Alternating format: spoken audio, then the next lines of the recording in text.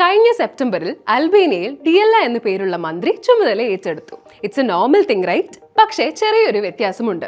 ആ മന്ത്രി ഉറങ്ങുകയോ ഭക്ഷണം കഴിക്കുകയോ അഴിമതി നടത്തുകയോ ഒന്നും ചെയ്യാറില്ല. മനുഷ്യന്മാർക്ക് അങ്ങനെയൊക്കെ ജീവിക്കാൻ പറ്റുമോ എന്നായിരിക്കും ചിന്തിക്കുന്നത്. ശരിയാണ്, മനുഷ്യർക്ക് പറ്റില്ല, പക്ഷെ റോബോട്ടിന് പറ്റും. Yes guys, it's true. ലോകത്ത് ആദ്യമായി ഒരു രാജ്യത്തിന്റെ മന്ത്രിയായി ഒരു റോബോട്ട് നിയമിതനായിരിക്കുന്നു. അവളുടെ പേര് ഡിയല്ല. She is an artificial intelligence system created to help the Albanian government work more fairly and transparently. ഡിയല്ല എന്ന അവളുടെ പേരിന്റെ അർത്ഥം തന്നെ സൂര്യൻ എന്നാണ്. അത് വെളിച്ചത്തെയാണ് സിംബലൈസ് ചെയ്യുന്നത്. പബ്ലിക്കിനെ ഗവൺമെന്റ് ഡോക്യുമെന്റ്സും സർവീസസും ആക്സസ് ചെയ്യുന്നതിനായി സഹായിക്കുന്ന ഈ അൽബേനിയ ഓൺലൈൻ പോർട്ടലിലെ AI അസിസ്റ്റന്റ് ആയാണ് 2025 തുടക്കത്തിൽ DLA അവതരിപ്പിക്കുന്നത്. സർക്കാർ സ്വകാര്യ കമ്പനികൾക്ക് നൽകുന്ന എല്ലാ ടെൻഡറുകളും ചെലവുകളും കമ്പനികളുടെ യോഗ്യതയും പരിശോധിക്കുക എന്നതാണ് DLAയുടെ ചുമതല. ഈ മേഖലകളിലെ അഴിമതി തുടച്ചു നീക്കുക എന്നതാണ് പ്രധാന ലക്ഷ്യം.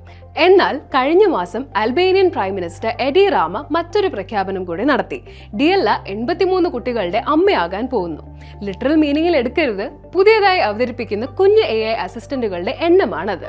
ഓരോ അസിസ്റ്റന്റും അവരുടെ പാർട്ടിയിലെ 83 പാർലമെന്റ് അംഗങ്ങളെയാണ് റെപ്രസെന്റ് ചെയ്യുന്നത്.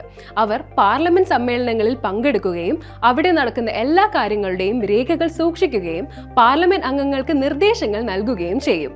സമ്മേളനത്തിനിടെ അംഗം ഇടയ്ക്ക് പുറത്തു പോയാൽ അവിടെ നടന്ന കാര്യങ്ങളെല്ലാം AI അസിസ്റ്റന്റ് അവർക്ക് പറഞ്ഞു കൊടുക്കും. എന്തിന്, ആരെ ടാർഗറ്റ് ചെയ്ത് സംസാരിക്കണം എന്നതുവരെ ആ പിഞ്ചു കുഞ്ഞുങ്ങൾ പറയും. AI വളർന്നൊരു വളർച്ചയെ. കാര്യം ഇങ്ങനെയൊക്കെ ആണെങ്കിലും ഈ ഇനീഷ്യേറ്റീവിന് മിക്സഡ് റിയാക്ഷൻസ് ആണ് ലോകത്തിന്റെ നാനാഭാഗങ്ങളിൽ നിന്ന് ലഭിച്ചുകൊണ്ടിരിക്കുന്നത്. ചിലർ ഡിജിറ്റൽ ഗവർണൻസിലെ ബ്രേക്ക് ത്രൂ എന്ന് വാഴ്ത്തുമ്പോൾ മറ്റു ചിലർ AI മന്ത്രിക്ക് ഫെയർ ആൻഡ് ആക്യുറേറ്റ് ഡിസിഷൻസ് എടുക്കാൻ പറ്റുമോ എന്ന കാര്യത്തിൽ സംശയം പ്രകടിപ്പിക്കുന്നു. Still there is no doubt that it's a historic moment. Technology നമ്മുടെ എല്ലാം ജീവിതവുമായി എത്രത്തോളം ഇടകലർന്നിരിക്കുന്നു എന്നത് അത് വ്യക്തമാക്കുന്നു. അതിന്റെ അളവ് ഇനിയും കൂടുകയേ ഉള്ളൂ.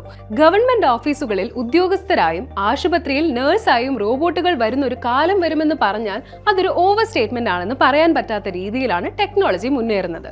The world is changing fast and we are living right in the middle of it. Let's hope it leads us to a brighter tomorrow. See you in the next video. Goodbye.